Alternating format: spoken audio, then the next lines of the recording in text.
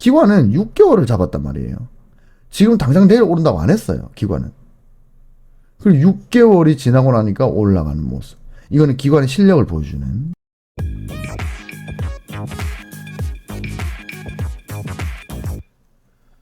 반갑습니다. 2023년 3월 3일 기관의 눈.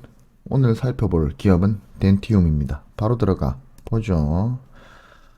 2023년 3월 2일에 그 기관이 낸 목표 주가 상향 리포트는 총 17기업입니다. 그 중에, 17개입니다. 그 중에서 오늘은 이 덴티움, 요거의 목표 주가를 대신 NH, 한국미래, 다올 이렇게 해가지고 총 5개의 기관에서 상향을 시켰습니다.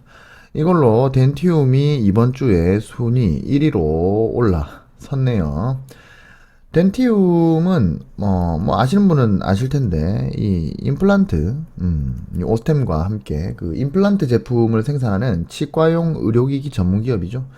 그 오스템이 이제 1위고 그 다음에 덴티움이 2위 기업입니다. 3위 기업이 디오인가 뭐 그래요. 그 오스템 임플란트는 좀 시끄러웠죠. 그 2021년에 그 여러분들 뉴스 기억나십니까? 그 오스템의 그 자금 관리 팀장이 자본금 200이 아니에요. 2215억 원.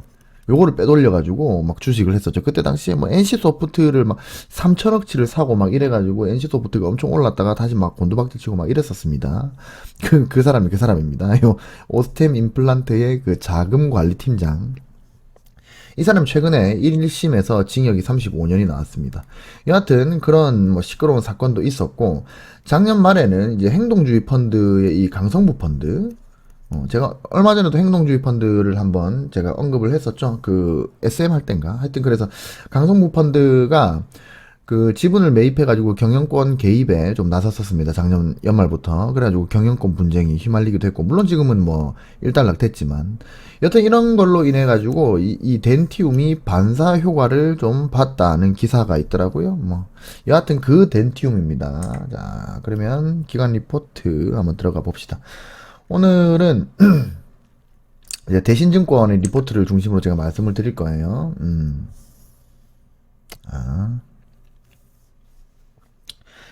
그러니까 그 여러분들이 그 리포트를 읽으셔도 되는데 그냥 뭐 제가 대신 찾아서 읽어 드린다 뭐 이렇게 생각하시면 됩니다. 그럼 뭐 여러분들은 편하시니까 그죠?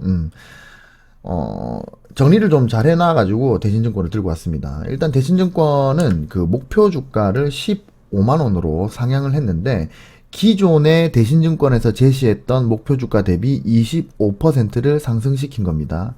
읽어보면, 자, 목표 주가는, 자, 지배기업 기준 2023E라고 나오는데, 여기서 E는 estimate, 그러니까 추정치, 전망치란 뜻입니다. 그러니까, 여기 2023E라고 나오면은, 이제, 추정치, 그 다음에 뭐, 2023 A라고 나올 때가 있어요. A는 actual, 요거는 확정치인 거고요. 리포트 읽으실 때 그렇게 생각하시면 됩니다. 그러니까 여기에 E가 붙냐, A가 붙냐, 뭐 F가 붙냐, 뭐 이런 게 있는데 F는 이제 forecast, 요거는 이제 E랑 똑같은 거, estimate랑 똑같은 거예요. 이제 추정치. E나 F는 추정치, A는 확정치. 이렇게 생각을 하시면 됩니다.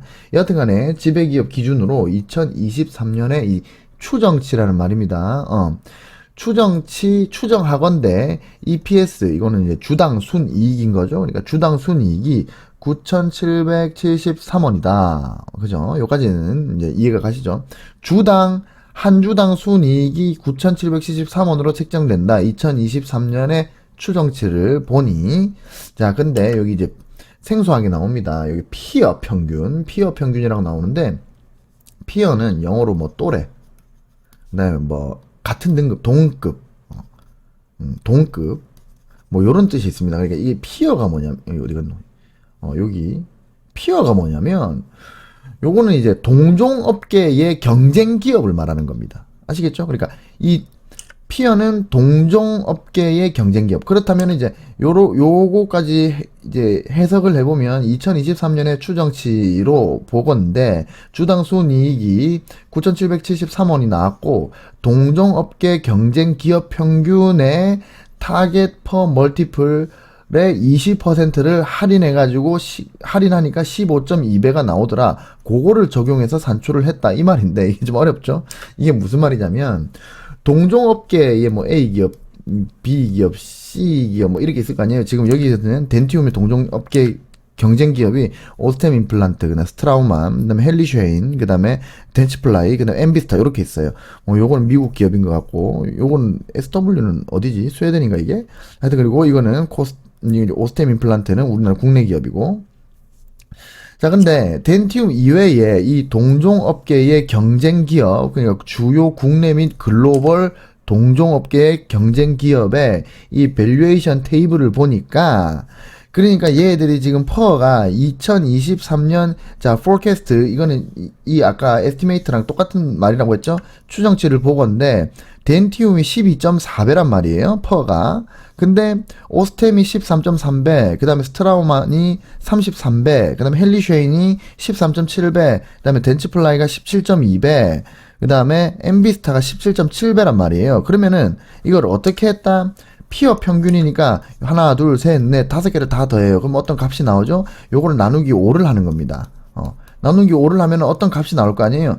그 값이 이제 평균인 거죠. 이 평균을 20% 할인했다. 20%를 할인하니까, 20% 하니까 여기서 나온 이 어떤 그 퍼의 평균, 피어 퍼의 평균의 80%를 적용을 했다. 그러니까 15.2배가 나오더라.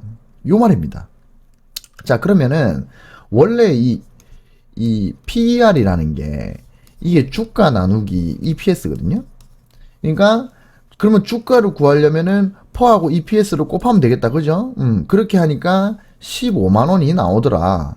그래서, 뭐, 이제, 원래 기존에는 이제 요거보다 25% 낮은 금액이었는데 이렇게 계산을 해보니 15만 원이 나와서 우리는 목표 주가를 15만 원으로 상향을 할 거야 라고 얘기를 하는 겁니다. 지금 그게 이제 여기서부터 요까지의 내용입니다. 아시겠죠? 근데 여기서 이제 우리가 이제 할인이라는 거 요거에 대해서 좀 알아야 되는데 그 동종업계 경쟁 기업의 평균 펄을 20% 할인했다는 것은 결과적으로 그대로 펄을 적용하지 않고 20%만큼 깎았다는 얘기잖아요. 그러니까 이거는 무슨 말이다? 20%만큼 보수적으로 접근을 했다는 이야기가 되는 겁니다. 예를 들어 그러면은 30%를 할인했다 그러면은 EPS는 그대로인데 펄가 더 줄어들게 되죠.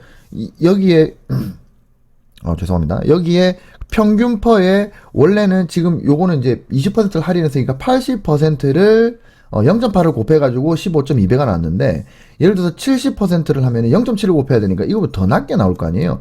그러니까 30%를 할인하면 EPS는 그대로인데 퍼가 줄어드니까 두 개를 곱하면 산출하는 목표 주가가 더 낮아진다. 15만 원이 아니라 더 낮아지게 된다. 아시겠죠? 그래서 이 할인이라고 하는 게 이 기업이 가지고 있는 어떤 뭐 위험 요인 아니면 뭐 불확실성 뭐 요런 것들을 고려해서 매우 보수적으로 잡을 때도 있고 그렇지 않을 때도 있다. 그리고 이거는 이 대신증권의 애널리스트가 판단을 하는 겁니다. 아시겠죠? 여튼 그렇게 해서 산출을 해 보니까 기존의 대신증권에서 잡았던 목표 주가보다 25%가 오른 15만원이 책정이 되더라 이 말입니다. 자, 그리고 이 할인율을 기존에는 30%를 잡았는데 이제 20%로 조정을 했다. 그러니까 원래는 더 보수적으로 펄을 잡았었는데 덜 보수적으로 10% 더 올렸다는 얘기잖아요. 왜 그렇게 했느냐면 중국의 VBP 불확실성 일부 해소가 됐다. 그래서 30에서 20%로 할인율을 낮췄다라는 얘기인데 그럼 이제 우리가 이제 VBP가 뭔지 알아야 되잖아요. 죄송합니다. 목이 왜 이래?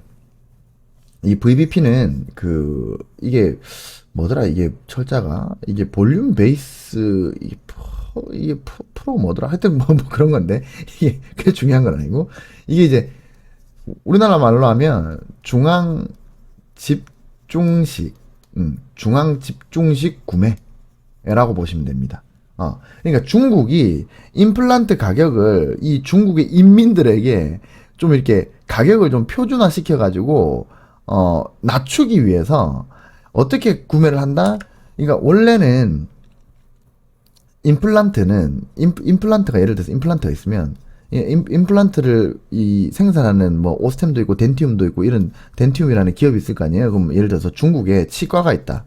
그럼 치과가 필요한 만큼의 임플란트를 덴티움으로 살 거 아닙니까? 그러면 A 치과도 있고 B 치과도 있고 C 치과도 있고 D 치과도 있고 그럼 다 덴티움이 얘한테도 팔고 얘한테도 팔고 얘한테도 팔고 얘한테도 팔고 이렇게 되는 거죠. 근데 이렇게 하면 임플란트 가격이 높다. 그러니까 중국이 대량으로 그냥 정부 차원에서 중국을 뭐 하여튼 중국 당 차원에서 대량으로 이렇게 덴티움, 오스템, 뭐 스트라우마, 헬리시엔 이게 다 이렇게 비교를 해서 우리에게 가장 값싸게 대량으로 중국의 임플란트를 니네가 팔려면 우리가 살 거다. 그러니까 최대한 가격을 낮게 제시해봐. 그럼 우리는 너네들한테 살게. 뭐 오스템한테는 몇 퍼센트를 사고 스트라우마한테는 몇 퍼센트를 사고 이렇게 한다는 거예요. 아시겠죠? 그래서 대량으로 이 중국 당이 값싸게 산 뒤에 치과에 저렴한 가격으로 공급을 하겠다는 겁니다. 이렇게 되면 임플란트 공급 가격이 떨어지게 되겠죠. 그래서 이제 요게 이제 불확실성이 발생을 했기 때문에 할인율을 원래는 30%를 잡았는데, 근데 요게 이제 이 이슈가 이제 어느 정도 해소가 됐다고 판단을 해서 이제 20%로 조정을 했다. 이 말입니다. 자, 그리고 최근에 주가 상승세가 높았으나 주가가 많이 올랐어요. 많이 오르고 있고 높았으나 자, 동종업계 경쟁 기업 대비 20%대의 매출 성장성, 그러니까 높은 매출 성장성, 다른 동종업계 기업들의 매출의 성장성이 이 매출의 성장성보다 덴티움이 더 높다. 20%대의 매출 성장성을 가지고 있다. 그리고 30%대 중반의 영업이익률을 감안하면 밸류에이션, 지금 현재의 주가 가격의 부담은 제한적이다. 이 말인데, 여기 보시면 이제 퍼가 이제 뭡니까 이게? 아니, 퍼가 지금 이제 주가 수익 비율이죠. 근데 보시면은 이게 낮으면 저평가가 된 겁니다. 근데 보시면 오스템이 13, 그다음에 스트라우만 33, 헬리쉐인이 13, 그다음에 덴치플라이가 17, 또 17 요런데 지금 덴티움이 12죠. 최근에 주가가 많이 올랐는데도 불구하고 12다. 그러니까는 아직도 저평가다. 다른 기업에 비해서 그렇다는 겁니다. 동종업계 경쟁 기업에 비해서 저평가가 돼 있다. 그리고 영업이익률, 즉 영업이익률을 30%를 지금 언급을 했잖아요. 보시면은 2023년 그다음 추정치 현재 33.4%의 영업이익률을 보이고 있는데, 요거는 동종업계 대비 어마어마한 수치입니다. 지금 스트라우만이 그나마 지금 25%인데 오스템도 21%밖에 안 되고 오스템보다 무려 영업이익률이 10%가 높아요. 헬리쉐인, 그다음에 덴치플라이, 그다음에 엠비스타보다 훨씬 높은 영업이익률, 그러니까 엄청나게 성장을 하고 있다는 겁니다. 덴티움이.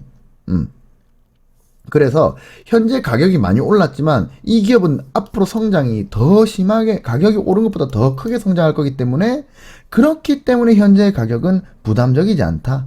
요 말을 하는 겁니다. 아시겠죠? 자, 주요 경쟁사의 사모펀드 인수로 여기서 말하는 주요 경쟁사는 오스템입니다. 오스템이 그 사모펀드하고 유니슨이 인수를 했거든요. 그 강성구 펀드가 이제 100기를 들었어요. 그렇기 때문에 상장된 국내 임플란트 업체 중에서 가장 매력적인 종목이라고 판단을 한다랍니다. 뭐 요 밑에는 뭐 읽어보시면 그렇게 어려운 내용이 없을 거예요. 뭐 매출이 얼마고 영업이익이 얼마인데, 뭐 YOY 전년 동기 대비 어떻게 됐고, 전년 동기 대비 어떻게 됐고, 영업이익률은 몇 %고, 그리고 컨센서스를 320억 원을 소폭 상회했다. 아주 약간 상회를 했다. 지역별로는 뭐 얼마, 국내에는 얼마, 해외에는 얼마, 그리고 코로나 영향으로 중국 매출은 얼마 부진했으나 러시아를 중심으로 한 유럽 매출은 얼마 호조를 이루고 있다.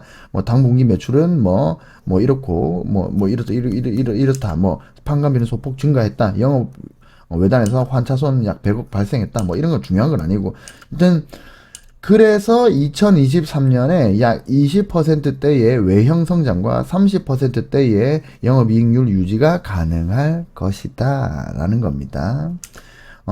2023년 추정치 매출액은 이렇게 될 거고 영업이익은 이렇게 될 거다. 그래서 그 영업이익률이 33.4%가 될 거고, 여기 적혀있죠. 33.4%가 될 거고, 뭐, 그 다음에 중국과 러시아를 중심으로 한 외형 성장은 이제 초입 단계로 판단된다. 경쟁사 대비 대리점 간접 판매 비중이 높은 점을 기반으로 중국 임플란트 VBP 시행으로 인한 APS 하락 영향은 예상 대비 적을 것으로 기대된다. 라고 얘기를 했고, 요거는 자료는 블룸버그의 자료를 대신증권이 표로 만들어가지고 만든 겁니다. 아시겠죠? 보시면은, 지금 덴티움은 시총이 지금 다른 경쟁 업체에 비해서 시총이 상당히 낮아요. 작은 기업이지. 보시면은 시총이 여기 단위가 100만 달러인데, 100만, 1000만, 억, 10억. 맞나? 20억 달러. 뭐, 근데 이건 이제 100만, 1000만, 억, 10억 달러. 이 두 배 차이가 나죠? 오스템과도 2배 차이가 나고, 지금 스트라우마는, 이거는 뭐, 20배 차이가 납니다. 10배 차이가 나고, 8배 차이가 나고, 6배 차이가 나죠? 작은 기업이긴 한데, 그런데 영업이익률이 지금 제일 높단 말이에요. 그러면 이게 뭐냐, 내실 있는 기업이다, 이 말이지. 덴티움이. 다른 기업들에 비해서. 아주 작지만 강하다. 그러니까 이걸 쉽게 말하면 이런 거예요. 이제, A 집이 있고, B 집이 있고, C 집이 있고, D 집이 있고, E 집이 있어요. 이 집이야, 집. 근데 A는, 2인 가구고, 여기는 20인 가구고, 여기는 10인 가구고, 여기는 8인 가구고, 여기는 6인 가구야. 근데 이 덴티움은 1인 가구란 말이에요. 혼자 산단 말이에요. 근데 총 매출액에서 뭐 재료비부터 시작해서 판관비, 뭐 지출 전부 다 빼고 난 이 영업이익을 따져보니까 매출액 대비 얘가 가장 내실 있게 돈을 벌더라 이 말이에요. 혼자 살지만. 얘는 둘이 사니까 매출은 높지만, 하지만 둘이 버니까, 하지만 둘이서 또 쓰는 게 많단 말이야. 그리고 20명이서 벌지만 또 20명이 쓰니까 또 들어가는 지출이 많잖아요. 그래서 무조건 크다고 좋은 기업이, 덩치가 크다고 좋은 기업이 아니라, 그 매출 대비 영업이익이 얼만큼, 어차피 기업이라는 게 이 이윤을 창출하는 게 목적이기 때문에, 그래서 이제 전체의 그 매출 중에서 영업이익이 차지하는 이 비율이 얼마인가가 이 기업의 내실을 결정하거든요. 그래서 덴티움은 현재 다른 경쟁업체들에 비해서 아주 내실 있는 상태다라고 판단을 한다고 대신증권이 지금 말하고 있는 겁니다. 아시겠죠? 넘어갑시다. 자, 덴티움은 이제 업종퍼가 이제 이거는 그 아까 증권사 리포트랑은 다르게 이제 추산한 업종이에요. 그러니까 아까 그 덴티움은 그러니까 대신증권에서는 그 이 업종을 동종업종의 그 경쟁 기업을 이 임플란트 그 생산 회사들로만 잡았죠. 근데 여기 네이버에서의 업종은 아마 이게 의료나 뭐 건강장비 관리, 뭐 의료정밀 이런 걸로 잡았을 거예요. 그렇기 때문에 업종퍼에 비해서 현재 퍼가 좀 높다. 근데 이거는 고평가가 아니다. 왜냐면 의료정밀은 이 임플란트 회사들만 다루는 게 아니라 그 여러 가지 뭐 의료 장비 회사들도 같이 들어갈 거거든요. 근데 보통 이제 장비 회사들은 이제 조금 퍼가 조금 낮게 책정되는 게 있어요. 그래서 평균 퍼가 좀 떨어집니다. 그래서 요거는 뭐 요렇게 비교할 건 아닌 것 같고, 그 다음에 PBR은 2.75고 그냥 현금 배당 수익률이 0.21인데 이게 아마 그 원래는 임플란트 회사들이 그 오스템도 그렇고 덴티움도 그렇고 디오도 그렇고 배당 수익률이 없어요. 배당을 안 줬습니다. 근데 오스템 그렇게 사건 터지고 나서 일단 디오는 배당을 안 주는데, 디오가 맞나 모르겠다. 디오 맞을 거야 아마 3위 기업이. 근데 덴티움은 이제 배당을 이제 이 시장의 눈치를 보는 거지. 그래갖고 배당을 좀 주기로 했대요. 여튼 그래서 배당 수익이 좀 있다. 이거 연결 기준입니다. 그리고 연간이고 매출액이 요렇게 상승을 할 건데, 보시면 영업이익이 기존에는 뭐 이게 아마 단위가 어길 건데 400억, 300억, 600억인데 2022년 이제 요거는 뭐라 그랬죠? 에스티메이트, 이거는 추정치입니다. 추정치인데 이제 1200억, 1400억, 1700억 이렇게 간다는 거예요. 엄청나게 성장을 할 거라는 겁니다. 그죠? 그래서 여기 보시면은 영업이익률이 현재 34.2인데 34, 35 계속 이거 34% 유지할 거다. 영업이익률이 계속 이렇게 유지가 되니까 영업이익이 계속 이렇게 점프를 할 거다라고 예측을 한다는 겁니다. 그러면서 순이익률이 20, 18, 5, 9, 19였는데 이 28, 25, 26이 상당히 높은 수준으로 지금 계속 추정이 되고 있다. 22년, 23년, 24년까지 매우 성장을 할 것이다 라는 걸 보여주는 지표입니다. 퍼차트 보시면 밴드의 상승을 보시면 얼마나 얘가 성장을 할 건지가 느껴지죠. 지금 퍼가 14.112배인데도 불구하고 지금 매우 저평가가 되어 있다는 겁니다. 왜냐면 이 밴드가 이렇게 늘어난다는 말은 엄청나게 성장을 할 거기 때문에 현재 가격이 아무리 높아도 그거보다 이 기업이 성장 속도가 더 빠르면은 가격도 따라 올라가겠죠. 요게 뭐 그런 원리 있기 때문에 여튼 그래서 이렇게 밴드가 크게 상승한다는 거는 결국에는 가격이 현재 높게 보여도 현재 뭐 역사상 최고점이라 하더라도 그래도 성장할 앞으로의 미래에 비해서는 저평가가 돼 있다. 그게 이제 밴드 차트가 보여주는 거죠. 근데 이제 PBR 차트는 조금 물론 이렇게 계속 이렇게 상승을 할 겁니다. 만약에 여기서 이렇게 횡보를 하게 되면 저평가가 되는 거죠. 계속 이제 순자산이 이렇게 늘어날 거라고 판단을 하고 있기 때문에 이것도 뭐 일단은 그 과거에 이 기업의 이 주가의 역사적으로 보면은 PBR은 고점에 있지만 하지만 얘가 상승이 이렇게 가팔라지죠. 가팔라지기 때문에 요거는 고평가라고 보기에 좀 그렇다. 얘가 만약에 이렇게 가는 밴드가 요렇게 가고 있으면 여기는 조금 뭐 고평가이지 않을까라고 생각할 수 있지만 밴드가 이렇게 가면 그러면 여기가 고평가라고 할 수가 없는 거지. 몇 년만 지나면 이렇게 올라갈 거기 때문에 완전 저평가가 되잖아요. 그래서 지금 이게 밴드의 상승이 가파르다는 거는 성장이 그만큼 가파를 거기 때문에 현재 자리가 밴드 상단에 있다 하더라도 그래도 뭐 고평가라고 말하기에는 좀 어렵다. 뭐 그런 말씀을 드리는 거고. 보시면은 이게 그 기관이 실력이 없지 않아요, 여러분. 제가 기관 리포트를 정말 자주 보는데 제가 기관의 도움을 많이 받아요. 저도 이제 차트를 분석을 해가지고 들어가지만 저는 이제 진입 타이밍을 재는 거고 기관 리포트를 보고 그래서 그 차트의 좋은 모습이 나올 때까지 기다렸다가 들어가는 경우가 되게 많아요. 보시면 보통 기관은 그 6개월 목표 주가라고 합니다. 목표 주가를 상승시키는데 6개월 목표 주가를 상승시켜요. 그러면 앞으로 6개월 이내에 이 목표 주가까지 도달될 가능성이 높다라고 판단하는 겁니다. 지금 보시면은 2022년 9월에 여기 이제 목표 주가를 이만큼 상승을 엄청나게 시키면서 그러면서 뭐라 그랬냐 6개월 이제 목표 주가라 그랬어요.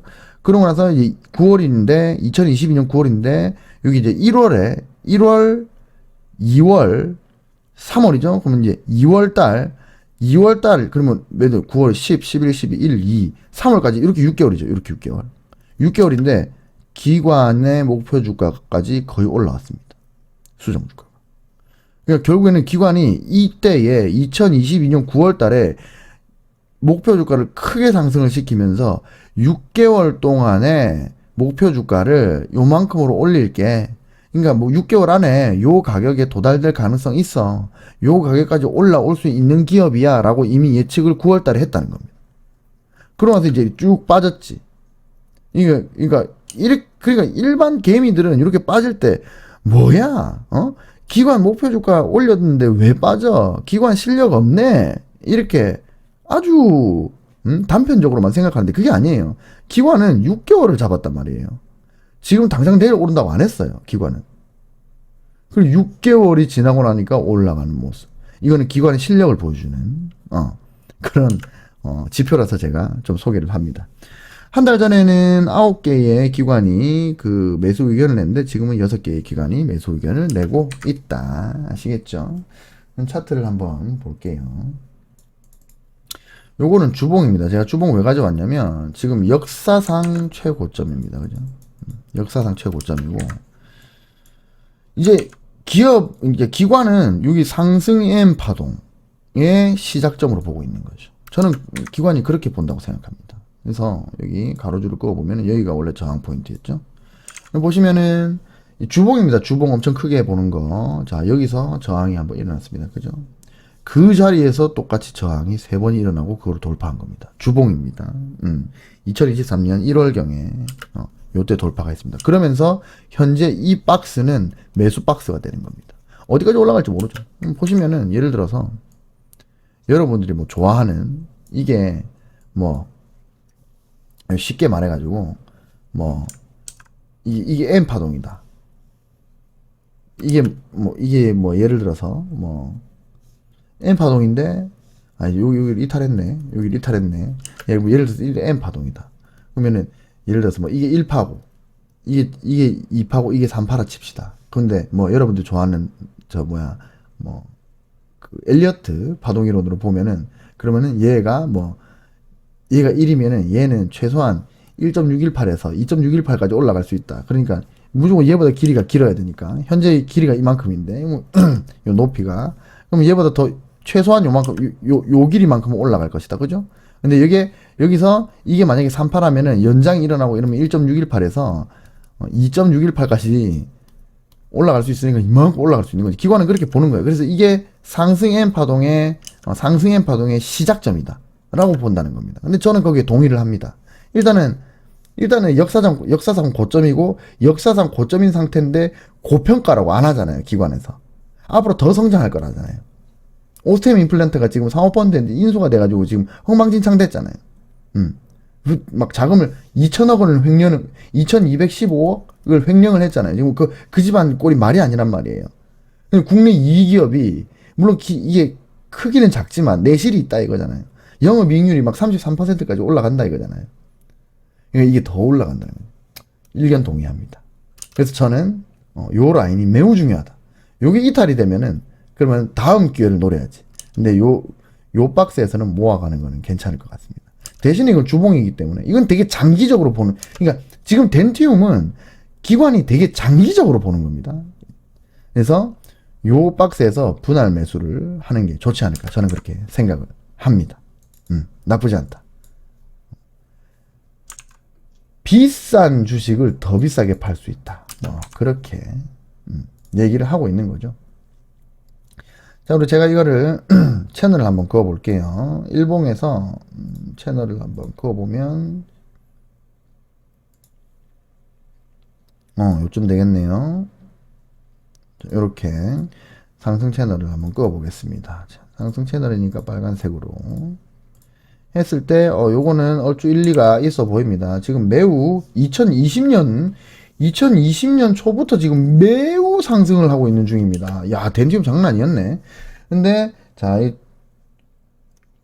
중단에서 저항, 지지, 작게 보면 지지, 저항, 그죠? 저항. 그 다음에 여기도 지지가 나왔고, 여기도 뭐 얼추 저항. 그 다음에 여기서 지지, 이런 모습이 보이고 있다. 그리고 상단에 여기 2포인트, 하단에 하나, 뭐 둘, 셋, 넷, 5포인트가 있다. 그래서 이 채널은 어느 정도 신뢰를 할 만하다. 이거까지 지워지 뭐. 신뢰를 할 만하다 라고 저는 일단은 판단을 합니다. 일단은 판단을 하고 요게 맞을 수도 있고 요게 맞을 수도 있어. 요게 맞을 수도 있죠. 여튼 큰 차이가 없으니까. 그러면은 자, 이 종목을 접근을 하려면 일단은 볼린저 밴드를 봐야 됩니다. 볼린저 밴드가 지금 여기서 요 부분이 버지였고, 버지인데 야, 이거 상승을 하면서 스퀴즈를 해버리네. 상승을 하면서 밴드폭을 줄였어요. 그래서 쭉 밴드폭이 줄어들고 있고, 지금 밴드폭이 상당히 줄어든, 그러니까 여기에 밴드폭하고 이 선 한번 꺼볼까?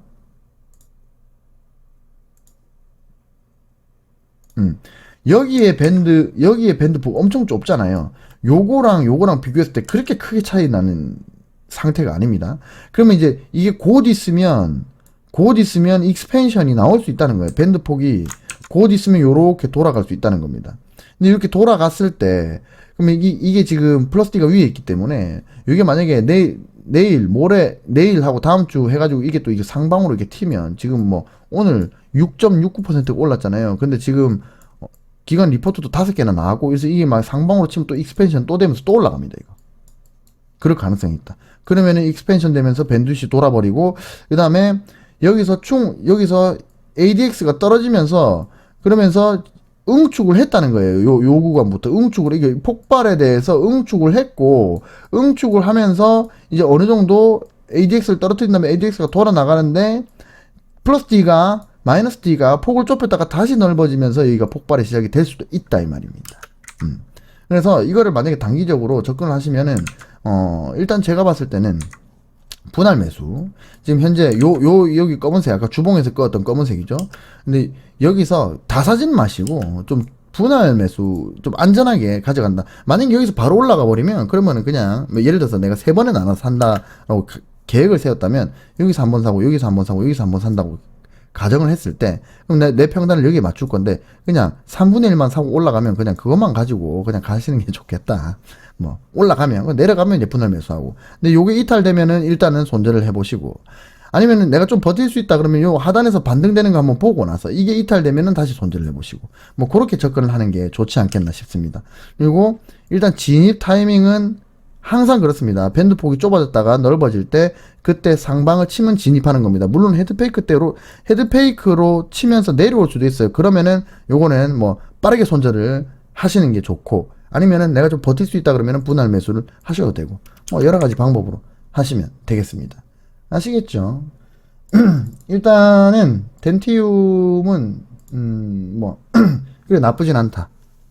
지금 가격이 많이 오르긴 했는데 짧게 보는 거 말고 매우 길게 봤을 때, 적어도 막 6개월 1년 정도 이렇게 봤을 때는 저도 이거 뭐 어떤 기준만 세운다면 나쁘진 않다. 근데 그 기준이 깨지면은 그건 바로 나빠지는 거기 때문에 바로 손절. 저 같으면 바로 손절을 한다.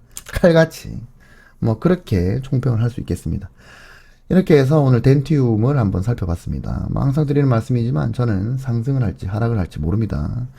감히 제가 어떻게 신의 영역에 도전을 하겠습니까? 그죠?